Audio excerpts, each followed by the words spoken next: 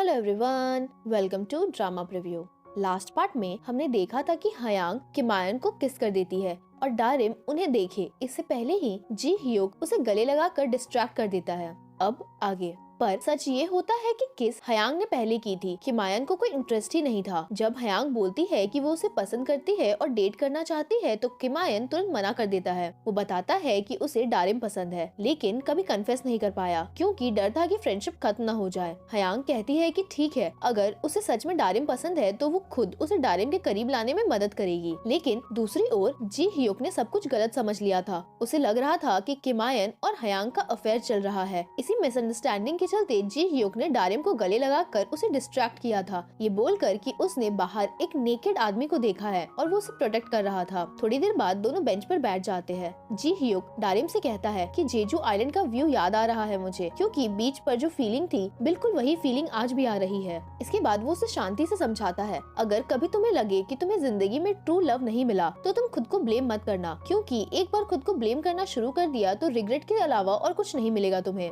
वो कहता है कभी कभी मूव ऑन करना ही इजीएस्ट तरीका होता है। ये मान लेना कि लव एग्जिस्ट ही नहीं करता और गलती हमेशा किसी और की होती है, तुम्हारी नहीं। जी ह्योक ये सब कुछ इसलिए बोल रहा था ताकि डारिम को कभी किमायन के अफेयर का पता चले तो वो टूट न जाए। डारिम बहुत ज्यादा सोचती नहीं है। तभी किमायन का कॉल आता है और वो दोनों अपने होटल रूम्स में वापस आ जाते हैं। डारिम किमायन के साथ रूम शेयर करती है और ये देखकर जी ह्योक को बिल्कुल भी अच्छा नहीं लगता। उसके दिमाग में बस यही चल रहा होता है कि उसे डारिम को किमायन से प्रोटेक्ट करना है। दूसरी ओर हयांग अकेली बैठकर ड्रिंक कर रही थी क्योंकि किमायन ने उसकी फीलिंग्स को एक्सेप्ट नहीं किया था। रूम में किमायन देखता है कि डारिम मेडिसिन ले रही है और वो समझ जाता है कि उसकी तबीयत ठीक नहीं है। वो कहता है कि डारिम तुम बेड पर सो जाओ और मैं फ्लोर पर सो लूंगा। लेकिन डारिम बोलती है तुम भी बेड पर सो सकते हो, हम बचपन में साथ ही तो सोते थे। जिस पर किमायन सर हिलाकर कहता है अब हम बच्चे नहीं रहे। फिर वो कन्फेस करता है कि जो भी उसने कहा था, सारे डायलॉग, फीलिंग, एक्टिंग कुछ भी नहीं था, वो सब कुछ दिल से था। वो धीरे से पूछता है क्या तुम मुझ में कुछ भी देख पाती हो, कुछ भी जो तुम्हें मुझे पसंद करने पर मजबूर करे। लेकिन डारिम गलत समझ लेती है और उसे लगता है कि किमायन किसी और को पसंद करता है, शायद हयांग को, इसीलिए वो एडवाइस मांग रहा होगा। ये सुनकर किमायन चुप हो जाता है और फिर एक शब्द भी नहीं बोलता। उस रात न जी ह्योक सो पाता है और न किमायन सो पाता है। जी ह्योक को बस डारिम की चिंता लगी हुई रहती है और किमायन सोचता रहता है कि उसे अपनी फीलिंग्स कन्फेस करनी चाहिए या नहीं। अगली सुबह ऑफिस में जी ह्योक अभी भी डिसाइड नहीं कर पा रहा होता कि उसे डारिम को सच बताना चाहिए या नहीं। तभी डारिम उसके ऑफिस में आ जाती है। जी ह्योक पूछता है क्या हम लंच साथ में कर सकते हैं। उसका प्लान होता है कि वो सब कुछ उसे सच बता देगा, लेकिन डारिम समझ नहीं पाती और वो कहती है आज कैफेटेरिया में चिकन है ना, इसलिए मैं बाहर लंच के लिए नहीं जाऊंगी। वो अभी भी नहीं समझ रही थी कि जी ह्योक उसे सीरियसली कुछ बताना चाहता है। लंच पर सारी मॉम साथ बैठी हुई होती है और वो मिन को भी गॉसिप के लिए बुला लेती है, जो जी ह्योक को भी बिल्कुल पसंद नहीं। तब मिस जीन एक स्टोरी सुनाती है अपनी बेस्ट फ्रेंड के हस्बैंड के अफेयर की। जी ह्योक तुरंत इंटरेस्ट लेकर वहाँ बैठ जाता है। मिस जीन बताती है कि उसने अपनी फ्रेंड के हस्बैंड को रेस्टोरेंट में किसी औरत के साथ चिकन खाते हुए देखा और फिर दोनों किस भी कर रहे थे। जी ह्योक पूछता है तो फिर क्या तुमने अपनी फ्रेंड को बता दिया। सारी मॉम्स बोलती है बिल्कुल बताना चाहिए ताकि वो एक्शन ले सके,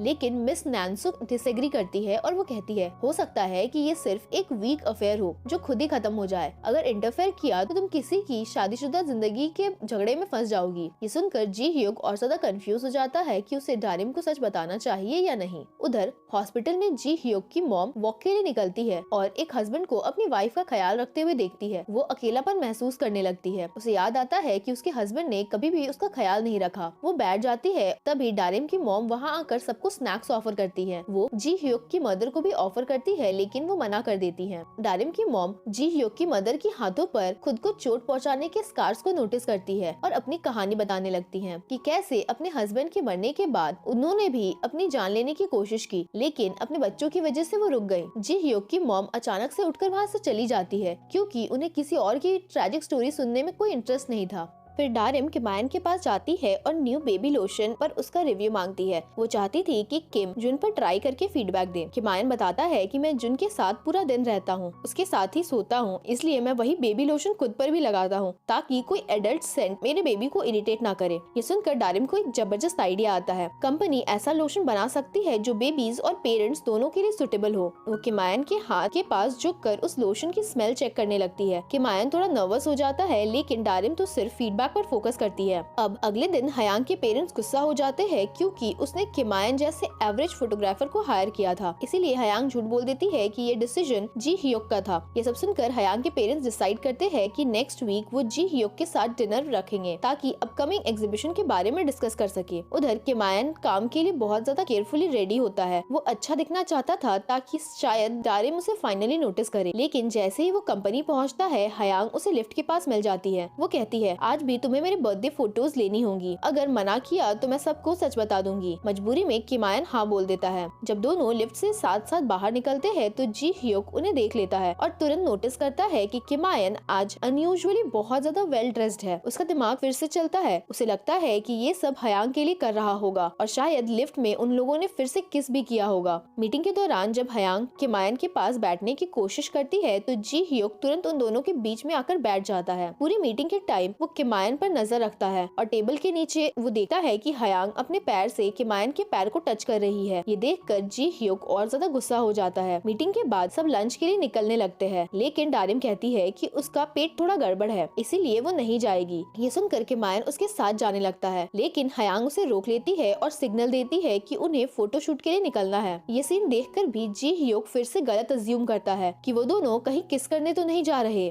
डारिम अब अकेली रह जाती है और फोन पर वो सर्च करने लगती है कि स्टमक पेन में क्या खाया जा सकता है। तभी जी हियोक आता है हाथ में खिचड़ी का बोल लेकर। मैंने कुछ और ऑर्डर किया था पर गलती से खिचड़ी ऑर्डर हो गई, ये अब तुम ले लो। इसके बाद वो सबके लिए कॉफी ले आया था पर डारिम के लिए वो स्पेशली जिंजर टी लेकर आया था। डारिम ये सब कुछ देखकर बहुत इमोशनल हो जाती है। बाद में जी हियोक हयांग से मिलने जाता है और हयांग उसे बताती है कि उसे किसी पर क्रश है और वो उसे बहुत ज्यादा पसंद करती है। जी हियोक तुरंत समझ जाता है कि वो किमायन के बारे में बोल रही है। वो हयांग से कहता है डारिम का घर मत तोड़ना, वो एक इनोसेंट वाइफ और मदर है। अगर उसे पता चला कि उसका हस्बैंड उसे चीट कर रहा है तो वो पूरी तरीके से टूट जाएगी। जी हियोक ये भी कहता है कि किसी भी वजह से वो हयांग से शादी करने के लिए भी रेडी है, सिर्फ इसलिए ताकि किमायन के करीब ना जाए। वो हयांग सच नहीं बता पाती। वो नहीं बता सकती थी कि किमायन और डारिम असल में हस्बैंड वाइफ है ही नहीं, क्योंकि किमायन ने उसे ये सब कुछ सीक्रेट रखने को बोला था। उधर डारिम अपने फोन केस देखती है जिसमें क्लोवर अभी भी संभाल कर रखा हुआ था। उसका दिमाग बार बार जी हियोक की काइंडनेस और उसके एफर्ट्स पर जाता है। अब अगले दिन जब जी हियोक प्रेजेंटेशन के लिए निकल रहा होता है तो डारिम उस क्लोवर को उसे वापस कर देती है। वो कहती है कि उस दिन मैंने इसे सेफ रखा था और शायद इसी क्लोवर की लक की वजह से मुझे आप जैसा इंसान मिला जो मेरा लोन चुका सका, जिसने मेरा इतना ध्यान रखा, जिसने बिना किसी एक्सपेक्टेशंस के हमेशा मेरी हेल्प की। वो आगे कहती है ये लक मैं आपको वापस देना चाहती हूँ। अब मीटिंग हॉल में सब लोग जमा हो चुके थे। प्रेजेंटेशन से पहले मैनेजमेंट टीम मदर टीम का बहुत ज्यादा मजाक उड़ाती है और कहती है आज तो तुम लोग बुरी तरह हारोगे। जीही की टीम पहले प्रेजेंट करती है। उनका कॉन्सेप्ट होता है बेबी प्रोडक्ट्स को लग्जरी ब्रांडिंग के साथ कनेक्ट करना और फेमस इन्फ्लुएंसर को हायर करना। फिर आता है जी हियोक का प्रपोजल। उसका कॉन्सेप्ट होता है ग्रीन एनवायरनमेंट। वो बताता है कि क्लीन और सेफ सराउंडिंग बच्चों के लिए कितनी जरूरी है, क्योंकि हर पेरेंट यही चाहता है कि उसका बच्चा हेल्दी रहे और फ्रेश एनवायरनमेंट में बड़ा हो। एक एक करके मदर टीम अपने अपने थॉट शेयर करती है और प्रेजेंटेशन सक्सेसफुल होने के बाद पूरी टीम सेलिब्रेट करती है। सेलिब्रेशन डिनर के वक्त डारिम के पेट में दर्द था मगर वो फिर भी पीना चाहती थी। जी हियोक उसे रोकता है, लेकिन वो बहुत ज्यादा खुश होती है इसीलिए वो बहुत ज्यादा पीने लगती है। मगर वो नोटिस कर रही थी कि जी हियोक कैसे उसका इतना ख्याल रख रहा है। एक बार फिर से यहाँ चीटिंग हस्बैंड वाली स्टोरी दोबारा निकलती है। मिस जीन बताती है कि हस्बैंड ने अब सब कुछ खुद कन्फेस कर लिया है और अब वो डिवोर्स देना चाहता है। यहाँ डारिम कहती है अगर मैं वाइफ की जगह होती तो मैं भी डिवोर्स दे देती। मेरे लिए सबसे पेनफुल बात यही है कि किसी ऐसे इंसान के साथ शादी में रहना जो मुझसे प्यार ही नहीं करता। ये सुनकर जी हियोक को उसके लिए बहुत ज्यादा दुख होता है। उधर किमायन हयांग का फोटोशूट कर रहा होता है। वो थोड़ा ज्यादा क्लोज आ जाते हैं और हयांग फिर से अट्रैक्टेड फील करने लगती है, लेकिन किमायन का ध्यान तो बस डारिम पर होता है और वो उसे मैसेज करने लगता है क्योंकि वो उसे पिक करने का प्लान बना रहा था। सब लोग ज्यादा पी कर घर जाने लगते हैं। सिर्फ डारिम और जी हियोक रह गए थे। डारिम पूरी तरह से आउट हो चुकी थी और जी हियोक उसे संभाल लेता है। डारिम बोलती है मैं ड्रंक नहीं हूँ, मुझे सब कुछ क्लियरली दिख रहा है। मैं देख सकती हूँ कि आप मेरा कितना ध्यान रख रहे हो। वो एडमिट करती है कि उसे जी हियोक का ये साइड बहुत ज्यादा पसंद है, लेकिन कहती है मैं इस लायक नहीं हूँ और मैंने अपने दिल को संभाल लिया है कि आपसे दूर रहे। वो आगे कहती है मैं आपको पसंद तो करती हूँ, लेकिन मेरी सिचुएशन ऐसी नहीं है कि मैं कुछ भी एक्सप्लेन कर पाऊँ या किसी के करीब जा सकूँ। ये सुनकर जी हियोक इमोशनल हो जाता है। दोनों किस करने ही वाले थे,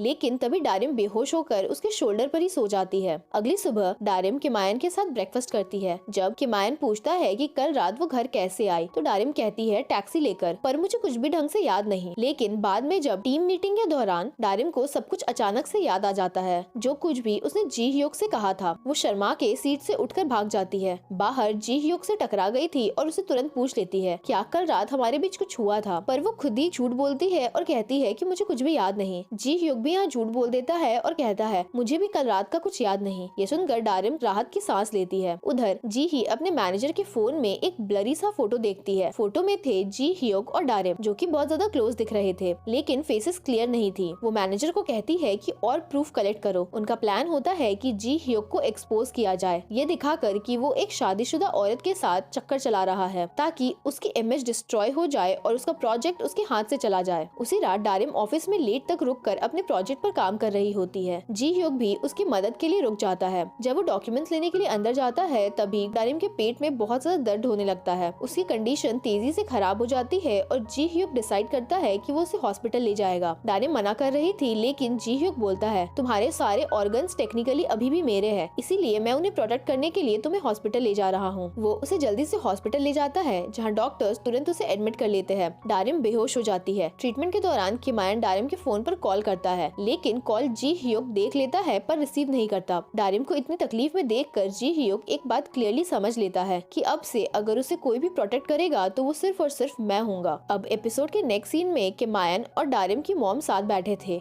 उसकी मॉम बहुत ज्यादा चिंतित थी क्योंकि डारिम ने पूरे दिन भर उन्हें कांटेक्ट नहीं किया था। किमायन भी बार बार डारिम को कॉल कर रहा था लेकिन कॉल हर बार जी ह्योक ही देखता है और वो पिक नहीं करता। जब फाइनली डारिम को होश आता है तो वो जी ह्योक को अपने पास खड़ा देखती है और तुरंत अपसेट हो जाती है। उसे गिल्ट फील हो रहा था कि उसने फिर से जी ह्योक को डिस्टर्ब किया और फिर से उसकी हेल्प लेनी पड़ी। वो घर जाने की कोशिश करने लगती है लेकिन जी ह्योक उसे रोक लेता है और कहता है तुम एक्चुअली कंपनी में बेहोश हो गई थी, इसीलिए कंपनी ने तुम्हारे लिए वीआईपी ट्रीटमेंट अरेंज किया है और जब तक तुम पूरी तरीके से ठीक ना हो जाओ मैं पर्सनली तुम पर नजर रखूंगा। फिर वो ऐड करता है कि अगर तुमने मना किया तो मैं तुम्हारा परफॉर्मेंस स्कोर गिरा दूंगा। ये सुनकर डारिम के पास अब कोई ऑप्शन नहीं होता और वो मान जाती है। उसे ये नहीं पता था कि ये सब कुछ कंपनी ने नहीं बल्कि जी ह्योक ने खुद अपनी तरफ से अरेंज करवाया है। जब जी ह्योक उसे पानी देने के लिए पास आता है तो वो बहुत ज्यादा क्लोज आ जाते हैं। तभी नर्स अंदर आ जाती है और वो डारिम का ब्लड प्रेशर चेक करती है। वो बहुत ज्यादा हाई था सिर्फ इसलिए क्योंकि जी ह्योक उसके बहुत ज्यादा पास खड़ा था। थोड़ा ऑकवर्ड फील करके जी ह्योक कोल्ड ड्रिंक लेने बाहर चला जाता है। इसी वक्त किमायन भी हॉस्पिटल आता है लेकिन जी ह्योक उसे देख नहीं पाता और वो दोनों एक दूसरे को मिस कर देते हैं। जब जी ह्योक वापस आता है तो डारिम फिर से सो चुकी थी। नींद में वो अपनी मॉम को याद कर रही थी क्योंकि वो उनसे मिलना चाहती थी। अगली सुबह जब डारिम आंखें खोलती है तो वो शॉक हो जाती है क्योंकि जी ह्योक चेयर पर ही बिल्कुल उसके पास सो रहा था। वो पूरी रात से घर भी नहीं गया था, वो उसके पास ही था। इसी बीच हमें हयांग के बड़े भाई टयांग से इंट्रोड्यूस कराया जाता है जो अभी अभी अब्रॉड से वापस आया होता है। एयरपोर्ट पर उसका ड्राइवर उसे लेने आता है। टयांग एक्साइटेड होकर कहता है कि उसे पहले एनिमल शेल्टर लेकर जाए, उसे अपने फ्रेंड से मिलना है, लेकिन ड्राइवर मना कर देता है क्योंकि उसकी मॉम ने सीधा घर आने का ऑर्डर दिया था। टयांग आर्ग्यू नहीं करता लेकिन घर पहुंचकर वो ड्राइवर को फाइनल पेमेंट देता है और उसे तुरंत फायर कर देता है। फिर वो अपने पेरेंट्स से मिलता है और यहाँ पता चलता है कि रिसेंटली उसका डिवोर्स हो चुका है। वो घर इसलिए लौटा था क्योंकि उसे बिजनेस के लिए कुछ फंडिंग चाहिए थी। उधर हयांग किमायन के स्टूडियो आती है ये दिखाने के लिए कि जैसे एग्जीबिशन मीटिंग के लिए आई हो। वो अपने हाथों से लंच बनाकर लाई थी और वो उसे खुद खिलाती है और पूछती है अब तुम क्या मुझे पसंद करते हो। किमायन जवाब देता है नहीं। वो सिर्फ कहता है कि वो एग्जीबिशन के बारे में बात करने आया है और उसके पास एक अच्छा आइडिया है। वो सजेस्ट करता है कि बेबीज और उनके पेरेंट्स की फोटो डिस्प्ले की जाए। हयांग आइडिया को और ज्यादा इनोवेट करती है और कहती है हम मॉडल्स की जगह रियल फैमिलीज को शूट करेंगे ताकि रियल इमोशंस भी कैप्चर हो सके। इसी दौरान जुन अंदर आ जाता है और वो हयांग को देखकर बहुत ज्यादा खुश था और हयांग भी उसे खाना खिलाने लगती है। ये देखकर किमायन को जुन की मॉम की याद आती है कि अगर होती तो वो भी इसी तरह से जुन से प्यार करती और उसका ख्याल रखती। इसके बाद पूरी कंपनी फैमिली पार्क पहुंचती है ट्री प्लांटेशन कैंपेन के लिए। जब मिस्टर गोंग की मॉम टीएफ टीम से मिलती है तो डारिम बहुत ज्यादा एक्साइटेड हो जाती है और मोटिवेशनल कोट्स बोलना स्टार्ट कर देती है नॉन स्टॉप। जी ह्योक भी ये देखकर हंस पड़ता है। सब लोग पेड़ लगाना स्टार्ट कर देते हैं। चुपके से जी ही अपने मैनेजर को बोलती है कि जी ह्योक और डारिम के साथ में पिक्चर्स क्लिक करें, लेकिन मैनेजर को एक भी परफेक्ट फोटो नहीं मिल पाता क्योंकि जी ह्योक और डारिम एक दूसरे के साथ बहुत बिजी होते हैं पेड़ लगाने में, हंसते हैं, खेलते हैं और थोड़ी सी मिट्टी भी एक दूसरे पर फेंकते हैं। इसी बीच मिन और गो भी थोड़ा से क्लोज आ चुके थे। उधर टयांग अपने फ्रेंड से मिलने आता है और पता चलता है कि वो जी ही है, लेकिन जी ही उसे देखकर बिल्कुल भी खुश नहीं होती। यही हमें पास्ट का सच पता चलता है कि टयांग और जी ही पहले से डेट कर चुके थे, लेकिन टयांग ने उसे छोड़कर किसी और से शादी कर ली थी। उसका रीजन ये था कि उसे लगता था कि जी ही बिजनेस में बहुत ज्यादा वीक है, क्योंकि वो मिस्टर गोंग की स्टेप डॉटर है और उसके चेहरे पर हमेशा नर्वसनेस और डर का एक्सप्रेशन हुआ करता था। अब टयांग वापस आ गया था क्योंकि उसे जीही की मदद चाहिए थी। यहाँ से सीन एक बार फिर से डारिम पर शिफ्ट होता है। डारिम अपने लगाए हुए पेड़ का नाम अपने डैड के नाम पर रखी है, ये सोचकर कि वो भी बड़ा और यूजफुल बने, बिल्कुल उसके डैड की तरह। जब सब जाने वाले होते हैं तब नैन्सो घबराकर भागते हुए आती है। वो अपने बेटे को भी कैंपेन में लेकर आई थी, लेकिन अब वो मिसिंग था। सब लोग उसे ढूंढना शुरू करते हैं। डारिम रेस्ट्रिक्टेड एरिया में चली जाती है और उसे वहाँ पर बच्चे का एक टॉय दिखता है। वो पैनिक कर जाती है और तुरंत गहरे जंगल की तरफ भागती है, लेकिन चलते चलते उसका पैर स्लिप हो जाता है और वो जोर से गिरती है और तुरंत बेहोश हो गई थी। वहीं थोड़ी देर में नैन्सो का बेटा भी मिल जाता है, पर तभी सबको रियलाइज होता है कि अब डारिम मिसिंग है। तभी तेज बारिश शुरू हो जाती है और जी ह्यूक बिना कुछ सोचे समझे रेस्ट्रिक्टेड एरिया में भाग जाता है डारिम को ढूंढने के लिए। आखिरकार वो डारिम को ढूंढ लेता है, लेकिन बारिश इतनी ज्यादा तेज हो जाती है कि दोनों जंगल से वापस नहीं जा पाते। दोनों एक छोटी सी गुफा के अंदर शेल्टर ले लेते हैं। इसी बीच मिन जल्दी से किमायन को इन्फॉर्म करता है। उस वक्त किमायन हयांग के साथ होता है, इसीलिए वो हयांग को कहता है कि वो जुन का ध्यान रखे और खुद डारिम को ढूंढने के लिए निकल जाता है। वहीं गुफा के अंदर जी ह्यूक मिन को कॉल करता है और बताता है कि उसने डारिम को ढूंढ लिया है और वो दोनों बारिश रुकने के बाद वहाँ आ जाएंगे। लेकिन सिग्नल बहुत वीक होता है, इसीलिए मिन को बात ठीक से सुनाई नहीं देती। जी ह्यूक कॉल कट कर जी ह्यूक अपना रुमाल जमीन पर बिछा देता है ताकि डारिम बैठ सके। दोनों शांत आवाज में बात करने लगते हैं। यहाँ डारिम कन्फेस करती है कि उसके लिए जी ह्यूक बिल्कुल उसके डैड जैसा फील करवाता है। बचपन में जब भी प्रॉब्लम होती थी तो उसके डैड हमेशा उसके आगे खड़े हो जाते थे, उसे प्रोटेक्ट करते थे और जब भी जरूरत होती थी तो वो तुरंत आ जाते थे। और आज जी ह्यूक भी वही कर रहा था, बिना पूछे हमेशा उसके लिए खड़ा रहना, उसे प्रोटेक्ट करना, उसे सपोर्ट करना और हमेशा उसकी हेल्प के लिए आगे रहना। वो बोल रही थी और जी ह्यूक नोटिस करता है कि डारिम बहुत ज्यादा कांप रही थी। वो अपनी जैकेट उतार कर डारिम को पहनाता है, फिर उसके बिल्कुल पास बैठकर उसे जोर से हक करता है। वो धीरे से कहता है, बस थोड़ी देर के लिए मैं पूरी दुनिया भूलना चाहता हूँ और सिर्फ यहीं तुम्हारे साथ बैठना चाहता हूँ। डारिम चुपचाप हाँ में सर हिला देती है। वो भी एग्री करती है, लेकिन जब वो उसके पास बैठती है तो उसे फील होता है कि जी ह्यूक खुद बुखार में जल रहा है। वो घबरा जाती है और उसकी जैकेट उतार कर उसे वापस देने की कोशिश करती है। तभी जी ह्यूक उसकी आंखों में सीधा देखता है और कहता है, मैं अब और कंट्रोल नहीं कर पा रहा, मैं रुक नहीं सकता, मुझे तुमसे प्यार हो गया है और मैं इसे प्रिटेंड नहीं करना चाहता। वो आगे झुकता है और दोनों किस करने ही वाले होते हैं कि तभी किमायन अचानक से उस गुफा की एंट्रेंस पर आ जाता है और डारिम का हाथ पकड़कर उसे वहाँ से ले जाने लगता है। लेकिन जी ह्यूक ने भी उसका हाथ पकड़ लिया था और वो उसे नहीं छोड़ता।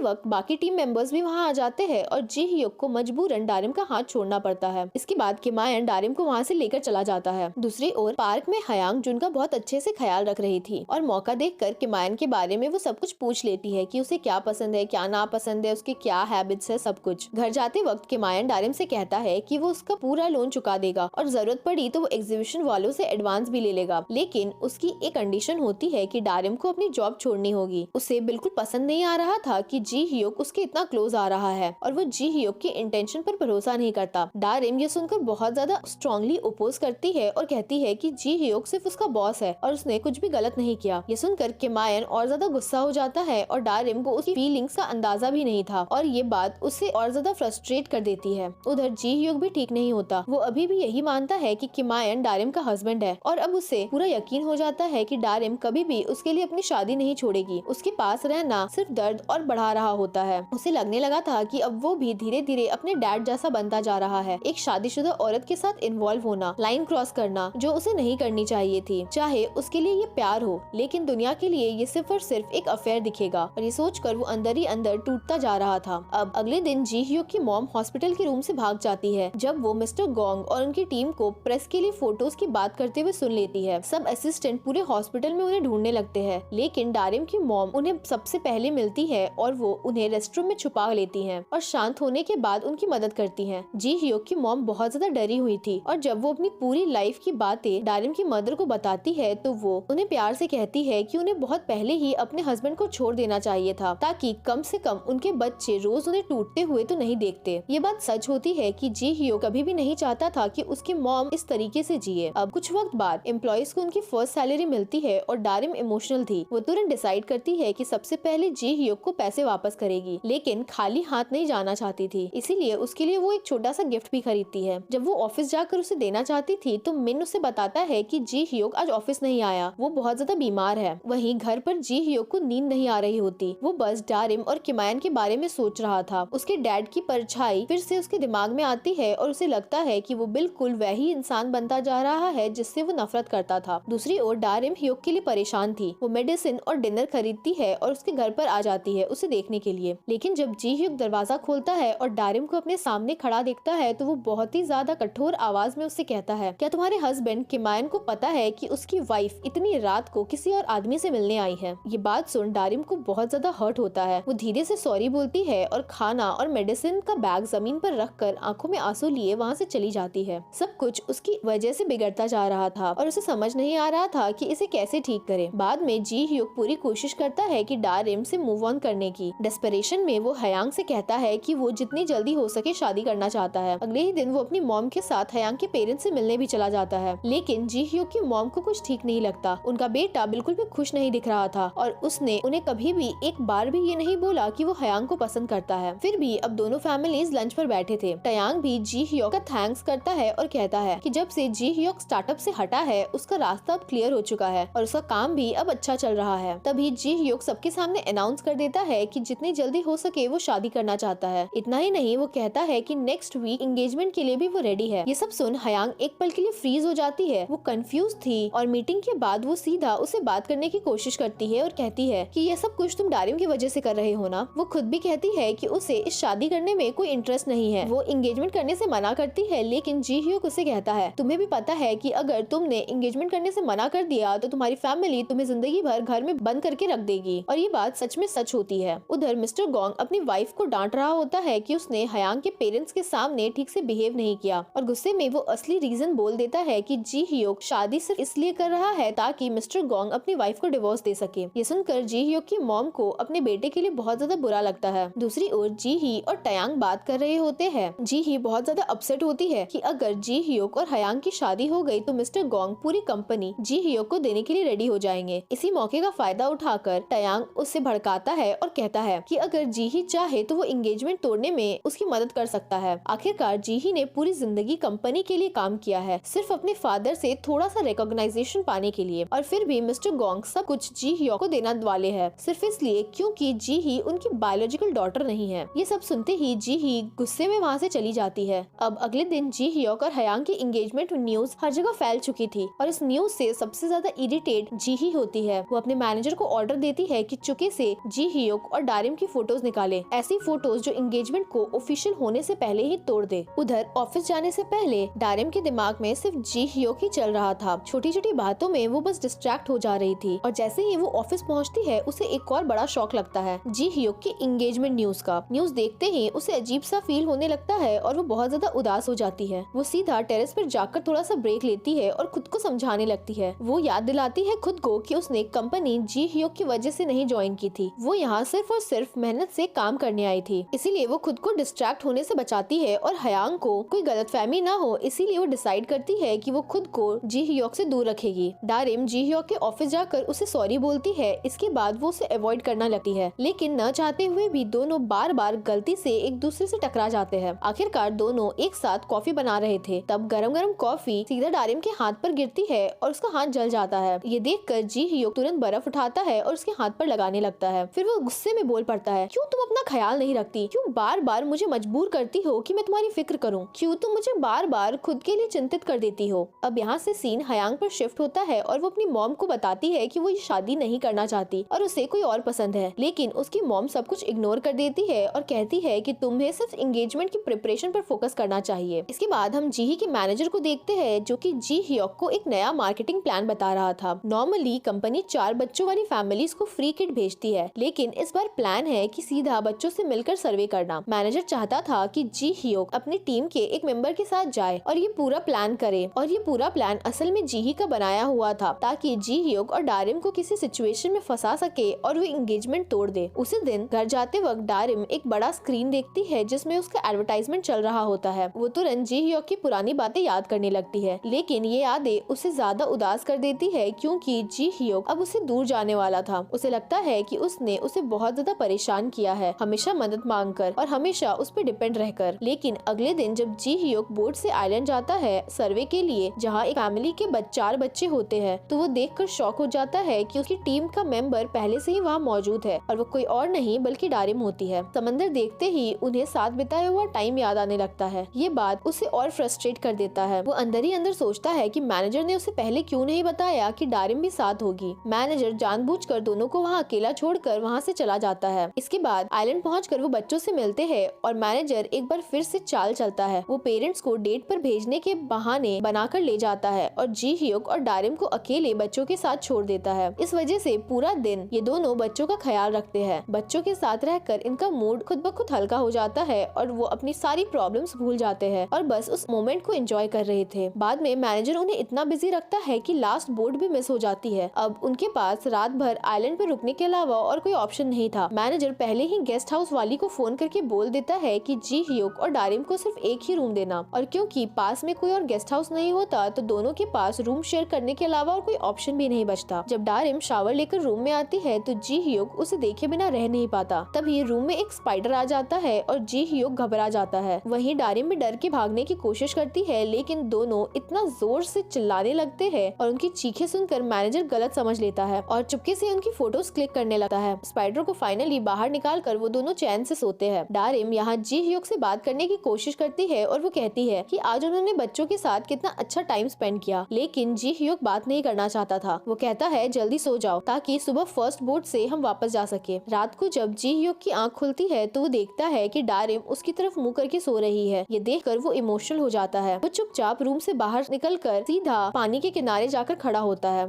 अब अगले दिन वो अपनी मॉम से मिलता है। उसकी मॉम को डील के पीछे की सच्चाई अब पता चल चुकी थी। वो उसे भीख मांगती है और कहती है कि एंगेजमेंट तोड़ दो। वो नहीं चाहती थी कि उनका बेटा सिर्फ उनकी वजह से इतना दर्द झेले, लेकिन जी ह्यूक उनकी बात नहीं सुनता। जाते जाते उसकी मॉम एक आखिरी विश मांगती है और कहती है कि उसे शादी उसी से करनी चाहिए जिससे वो सच्चा प्यार करता हो। इसके बाद जी ह्यूक हयांग और उसकी मॉम के साथ एंगेजमेंट आउटफिट चूज करने जाता है। हयांग बिल्कुल भी इंटरेस्टेड नहीं होती, लेकिन उसकी मॉम बार बार कहती है कि वो बस नर्वस है और शादी के बाद सब कुछ ठीक हो जाएगा। जब हयांग ड्रेस पहनकर बाहर आती है तो जी ह्यूक उसे डारिम समझता है। हयांग की मॉम उसे वापस रियलिटी में नहीं ले आती। जी ह्यूक वहाँ से चला जाता है और हयांग भी वहाँ से निकलने चाहती थी, इसीलिए वो अपनी मॉम से झूठ बोल देती है कि वो जी ह्यूक के साथ डिनर पर जा रही है। लेकिन जब रात तक वो घर नहीं आती तो उसकी मॉम जी ह्यूक को कॉल करती है। जी ह्यूक भी झूठ बोल देता है कि वो मेरे साथ ही है, पर अभी वो वॉशरूम गई हुई है। फोन काट कर वो उसे ढूंढने के लिए निकल पड़ता है। उधर हयांग रोते हुए किमायन के पास भागकर पहुंच जाती है और वो उससे सब बता देती है कि वो उसे प्यार करती है और वो एंगेजमेंट से बचने के लिए यहाँ आई है। तभी जी ह्यूक वहाँ पहुँच जाता है। उन्हें साथ देखकर वो गलत समझता है और गुस्से में किमायन को पंच मार देता है। हयांग एक्सप्लेन करने की कोशिश करती है कि वो किमायन की मिस्ट्रेस नहीं है, लेकिन किमायन उसे रोक देता है। किमायन जी ह्यूक को साइड में ले जाकर साफ साफ सच बोल देता है कि उसका हयांग के साथ कोई भी अफेयर नहीं है और वो हमेशा से सिर्फ और सिर्फ डारिम से प्यार करता है और हमेशा करता भी रहेगा। ये सुनकर जी ह्यूक उसे वार्न करता है कि अगर उसने कभी भी डारिम को धोखा दिया तो वो खुद उसे कभी छोड़ेगा नहीं, क्योंकि डारिम दिन रात अपने फैमिली के लिए काम करती है और जी ह्यूक उसे हर्ट होता हुआ नहीं देख सकता। उस रात जब डारिम घर पहुंचती है तो वो किमायन के फेस पर चोट लगा हुआ देखती है। वो तुरंत मेडिसिन लगाती है और किमायन जी ह्यूक पर डाउट करने के लिए सॉरी बोलता है। वो अपनी फीलिंग्स कन्फेस करने वाला होता है, लेकिन डारिम वॉशरूम चली जाती है और वो कुछ कह ही नहीं पाता। अगले दिन जी ह्यूक किसी चीज पर फोकस नहीं कर पा रहा था। उसकी मॉम के वर्ड्स उसके दिमाग में बस घूम रहे थे, शादी उसी से करना जिससे तुम सच्चा प्यार करते हो। अपना दिमाग शांत करने के लिए वो डारिम के घर के पास वाले ग्रैंडफादर ट्री के पास जाकर बैठ जाता है और तभी वो डारिम, किमायन और जुन को साथ चलते हुए देखता है। किमायन ने तीनों के लिए कुछ कुछ चीजें खरीदी होती है और वो हाथ पकड़कर एक छोटी सी क्यूट सी फैमिली की तरह जा रहे होते हैं। ये सीन देखकर जी ह्यूक बहुत ज्यादा इमोशनल हो जाता है। इसके बाद वो जाकर बहुत ज्यादा पीता है और मिन भी आता है वहाँ पर। दोनों कारियोके जाते हैं उसकी सो कॉल्ड बैचलरेट पार्टी के लिए। मिन पूरी तरह ड्रंक होकर अब बेहोश हो गया था। वहीं जी ह्यूक डारिम की याद में एक बेहद दुख भरा गाना गाने लगता है। उसके साथ बिताए हर पल उसके दिमाग में चलने लगते हैं और वो टूट जाता है। वो बस यही सोच रहा था कि काश